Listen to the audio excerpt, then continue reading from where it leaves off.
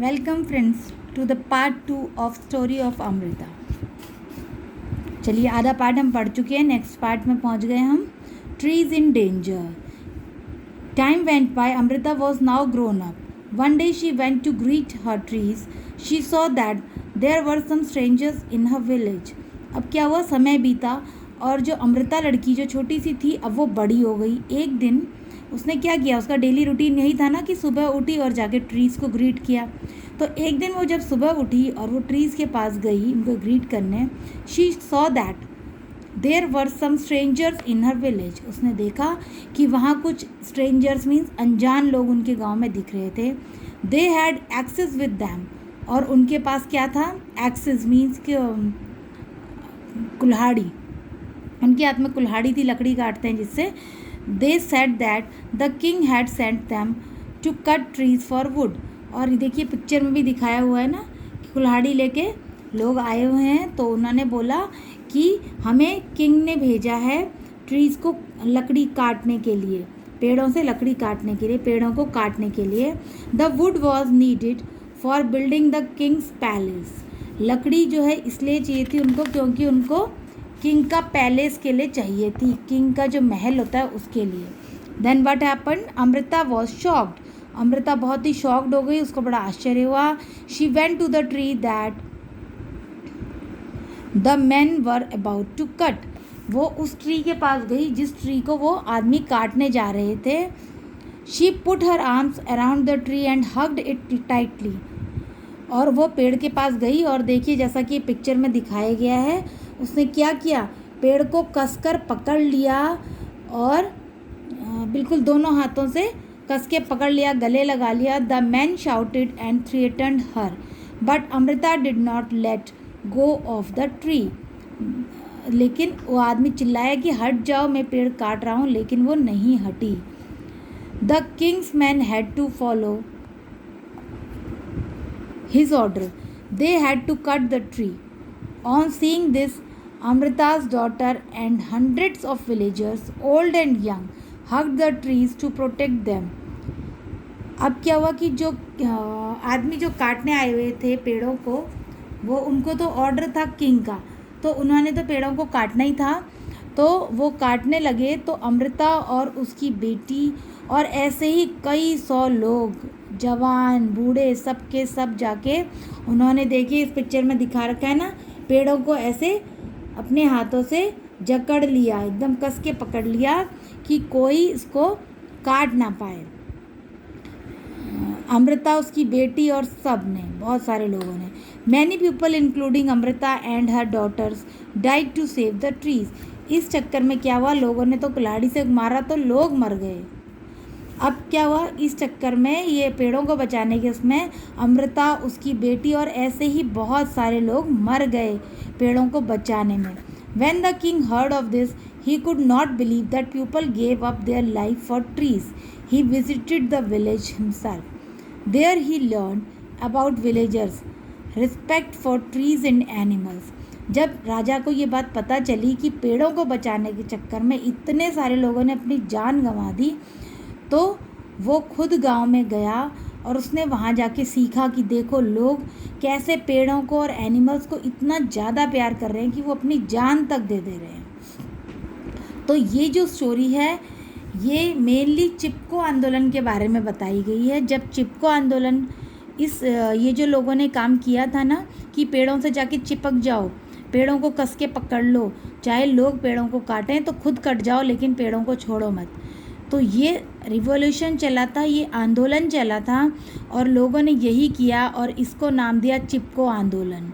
तो इससे क्या हुआ कि बाद में जब बहुत सारे लोग मर गए इस आंदोलन में, तो फिर इसकी मनाही हो गई कि नहीं भाई अब पेड़ नहीं काटे जाएंगे. तो यही चीज़ आगे चलकर इसमें बताई गई है. The village is protected. The villagers strong feelings for trees affected the king greatly. अब क्या हुआ कि जो विलेजर्स का, जो गांव वालों का प्यार था उन पेड़ों के प्रति, उसे देखकर जो राजा था उसको रियल में फील हुआ कि हम गलत काम कर रहे हैं. He ordered that from then on no trees would be cut and no animal would be harmed in that area. उसके बाद से राजा ने ये रूल बना दिया कि वहाँ पर ना किसी जानवर को ना किसी पेड़ को कोई भी नुकसान नहीं पहुँचाएगा। Even today, almost 300 years later, the people of this area called Bishnois continue to protect plants and animals. और आज ये बात तो तकरीबन 300 साल पुरानी थी, 300 साल बाद भी आज भी उस एरिया के लोग जो है उनका नाम दिया गया है बिश्नोइस। वो आज भी प्लांट्स और एनिमल्स की उतनी ही केयर करते हैं। Even though in the middle of the desert, this area is green and animals roar freely without fear. इतना क्योंकि ये जगह जो खेजड़ी है ये राजस्थान में है, इसीलिए वहाँ चारों तरफ क्या है, रेगिस्तान है, डेजर्ट है। लेकिन क्योंकि वहाँ के लोग एनिमल्स की और ट्रीज़ की इतनी ज़्यादा केयर करते हैं, इसीलिए आज भी वो एरिया पूरा ग्रीन है, पूरी हरियाली वहाँ पर है और वहाँ पर एनिमल्स एकदम फ्री होके घूमते हैं। उन्हें कोई डर नहीं है किसी से कि उन्हें कोई मारेगा। तो ये थी हमारी स्टोरी इसमें। अब इसके कुछ क्वेश्चंस जो बीच में और दिए हुए थे हम इसको भी डिस्कस कर लेते हैं। Do you remember what the elders of the village use to say? आपको याद है? अच्छे से याद होगा, मैंने अभी बताया था कि जो गांव के एल्डर्स थे, जो बुज़ुर्ग लोग थे, पुराने लोग थे, वो क्या कहते थे? दे यूज टू से अगर पेड़ हैं तो हम हैं। यही कहते थे ना वो, अगर पेड़ हैं तो हम हैं। And plants and animals can live without us but we can not live वो कहते विदाउट देम। वो कहते थे कि प्लांट्स और एनिमल्स जो हैं वो तो हमारे बिना रह जाएंगे, लेकिन हम उनके बिना नहीं रह पाएंगे। अब आखिर ऐसा वो लोग क्यों कहते थे? क्योंकि जो हम ऑक्सीजन तो हम लेते हैं, ये आप सब बात जानते हैं, सारे बच्चे जानते हैं कि हम जब इनहेल करते हैं तो ऑक्सीजन इनहेल करते हैं, बट जो हम एक्सहेल करते हैं, जो हम सांस अंदर लेने के बाद जो छोड़ते हैं, वो हमारी बॉडी से निकलती है कार्बन डाइऑक्साइड। और अगर प्लांट्स जो हैं वो क्या करते हैं, उस कार्बन डाइऑक्साइड को अपने अंदर ले लेते हैं और उसको ऑक्सीजन में कन्वर्ट करके हमको वापस देते हैं। तो सोचिए, अगर प्लांट्स, ट्रीज़ नहीं होंगे तो क्या होगा? पूरी दुनिया में सिर्फ कार्बन डाइऑक्साइड ही ऑक्साइड होगी, और केवल कार्बन डाइऑक्साइड जब होगी तो हमारे लिए ऑक्सीजन की कमी हो जाएगी, और without oxygen we can not live, हम उसके बिना ज़िंदा नहीं रह पाएंगे। इस वजह से ये लोग ऐसा कहते थे। और एनिमल्स जो हैं, एनिमल्स पे भी हम डिपेंड हैं बहुत हद तक। एनिमल प्रोडक्ट्स हम कितना ज़्यादा यूज़ करते हैं, ये देखिए, बहुत सारी चीज़ें ऐसी हैं जिस वजह से हम एनिमल्स पे भी डिपेंड हैं। लेकिन अगर हम नहीं भी होंगे तो भी प्लांट्स और एनिमल्स तो हमारे बिना ज़िंदा रह जाएंगे। यही चीज़ बताई गई थी इसमें।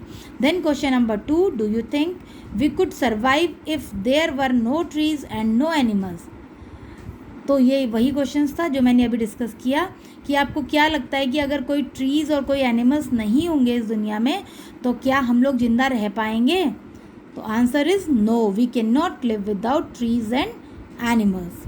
Now come to next page. Next page में भी क्वेश्चंस हैं। Do you remember that in class 3rd you had made a tree your friend? How is your friend now? आपको याद होगा क्लास 3rd में आपने एक ट्री को अपना फ्रेंड बनाया था, तो आपका फ्रेंड कैसा है? मैं उम्मीद करती हूँ कि आपने अपने फ्रेंड की पूरी केयर की होगी और वो सही होगा। तो why don't you make a new friend this year? Have you seen how your friends the trees change in some ways in different months of a year? वो कहता है कि इस साल भी आप अपने एक ट्री को अपना फ्रेंड बना लीजिए और फिर देखिए कि पूरे साल में उसमें क्या क्या चेंजेस होते हैं। Right about any one tree. तो भाई हमने तो एक ट्री को अपना फ्रेंड बनाया था और उसके अकॉर्डिंग उसके क्वेश्चन आंसर्स यहाँ पर उसके बारे में हमने आंसर्स लिखे हैं। आप भी ऐसे ही लिख सकते हैं। तो देखिए पहला क्वेश्चन क्या है, डज द ट्री फ्लावर? पेड़ में क्या फूल उगे? Yes. Do the flowers remain on the tree through out the year? क्या जो फूल लगे पेड़ पे, मैंने तो एक मैंगो ट्री को समझ लीजिए कि अपना फ्रेंड बना लिया था, उसमें फूल लगे, लेकिन ये पूछ रहा है कि क्या साल भर उसमें फूल रहे? तो मैं कहती हूँ नो, नहीं रहे भाई। In which month do the leaves fall? कौन से मंथ में पेड़ के पत्ते गिरे? तो दिसंबर में। Next question, do fruits grow on the tree? पेड़ पे फल लगे? यस। तो in which month do they grow? किस मंथ में वो पेड़ पे फ्रूट लगे? तो आपका जो फ्रूट होगा या जिस पेड़ को आप फ्रेंड बनाएंगे उसके अकॉर्डिंग आप यहाँ पर मंथ लिखेंगे, किस महीने में उसमें फल आया। Have you eaten these fruits?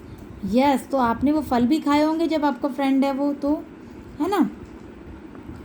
तो ये चीज़ यहाँ पर बताई गई है। उसके बाद कुछ क्वेश्चंस भी दिए हुए हैं। Why do people Hunt? अभी तक तो हम ज़्यादातर बात कर रहे थे ट्रीज़ की, अब यहाँ पर बात आ रही है एनिमल्स की, कि कुछ लोग क्या करते हैं, एनिमल्स को मारते हैं। तो क्यों मारते हैं वो?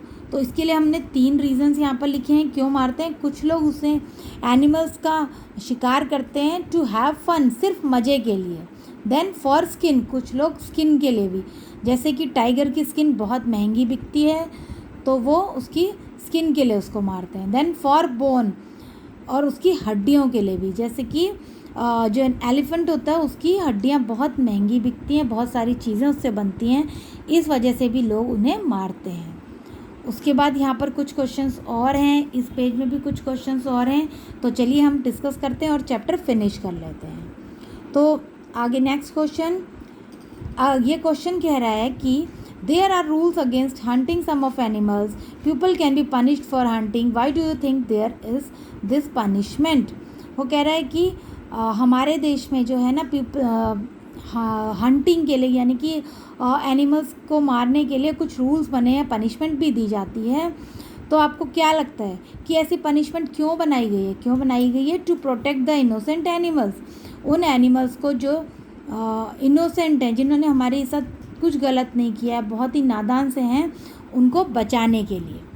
अब यहाँ पर कुछ क्वेश्चंस दिए हुए हैं, ये आप अपने ग्रैंडफादर ग्रैंडमदर से डिस्कस करिए। इसमें बताया गया है, मैं जल्दी से बता दे रही हूँ आपको, कि कुछ ऐसी चिड़ियाँ, कुछ ऐसे एनिमल्स हैं जो आपके ग्रैंड पेरेंट्स के टाइम पर तो थे, लेकिन आज उनको देख पाना मुश्किल है। तो यही चीज़ इस क्वेश्चन में बताई गई है। अपने ग्रैंड पेरेंट्स से पूछिए और इसके आंसर्स लिखिए, ठीक है। तो मैंने यहाँ पर अपने ग्रैंड पेरेंट्स से बात की और उनसे पूछ के लिखा। मैंने ये पहला क्वेश्चन ये है कि आप कुछ ऐसी बर्ड्स हैं जो आपने अपने बचपन में देखी थी? तो उन्होंने बताया यस, स्पैरो, कुकू, पिजन, ये कुछ बर्ड्स हैं जो उन्होंने बचपन में देखी थी। देन नेक्स्ट क्वेश्चन, क्या ये बर्ड्स अब कम हो गई हैं? वो बोलते हैं यस। नेक्स्ट क्वेश्चन, क्या ऐसी कुछ बर्ड्स हैं जो अब काफ़ी कम दिखाई देती हैं या हम उनको अब बिल्कुल नहीं देख पाते? तो वो कुछ ऐसी हैं, कुकू और स्पैरो। नेक्स्ट क्वेश्चन है कि शांति's grandfather told her that he was a small child। हाँ, उसके शांति के ग्रैंडफादर बताते हैं कि जब वो छोटे बच्चे थे तो he saw more birds like sparrow and मैना देन ही सीज टुडे। जो आजकल वो मैना और स्पैरोज जो उनको दिखती हैं बहुत ही कम दिखती हैं, ना के बराबर, ये बहुत ज़्यादा दिखती थी उनको। तो ये पूछ रहा है कि क्या आप 2 गेस कर सकते हैं कि इनकी संख्या क्यों कम हो गई? तो हमने इसके 2 रीजंस यहाँ पर लिख लिए हैं। एक तो हंटिंग, लोग इनका शिकार कर रहे हैं। Then destruction of forest and trees which reduce their living area, और कुछ जो फॉरेस्ट लोगों ने काट दिए हैं जिस वजह से उनको रहने की जगह कम मिल पाती है, इस वजह से भी। Next, the khejri tree was the most common tree that grew in Amrita's village. Amrita के विलेज में ज़्यादातर खेजड़ी ट्री उगे हुए थे। तो आपके एरिया में भी कुछ उगे होंगे, तो क्या उगे होंगे? मैंने अपने एरिया के लिख दिए। मैंगो एंड गुआवा सबसे ज़्यादा हमारे एरिया में देखने को मिलता है। उसके बाद यहाँ पर कह रहा है कुछ अपने एल्डर्स से बात करिए और ऐसे ही कुछ और ट्रीज़ के बारे में लिखिए। लास्ट में एक छोटा सा नोट दिया हुआ है चैप्टर में, बहुत ही इंपॉर्टेंट सा है, बहुत अच्छा इसमें बताया गया है हमें। इसमें बताया गया है कि खेजड़ी जो ट्री है वो मेनली डेजर्ट एरिया में मिलता है और ये बिना पानी के भी बहुत अच्छे से हो जाता है। इसका जो बार्क है, यानी कि जो बाहर की खाल है, वो मेडिसिन्स बनाने के काम आती है। लोग वहाँ के जो हैं राजस्थान के, वो उसके फ्रूट्स को कहते हैं बीन्स, उसको पकाकर भी खाते हैं। अच्छा, और इसकी लकड़ी जो है वो उस पर इंसेक्ट्स इफ़ेक्ट नहीं कर पाते हैं। और इस एरिया के लोग खेजड़ी जो ट्री है, एनिमल्स उस एरिया के जो खेजड़ी ट्रीज है उसके लीव्स को खाते हैं और उसकी छाया में बच्चे खूब मज़े से खेलते हैं।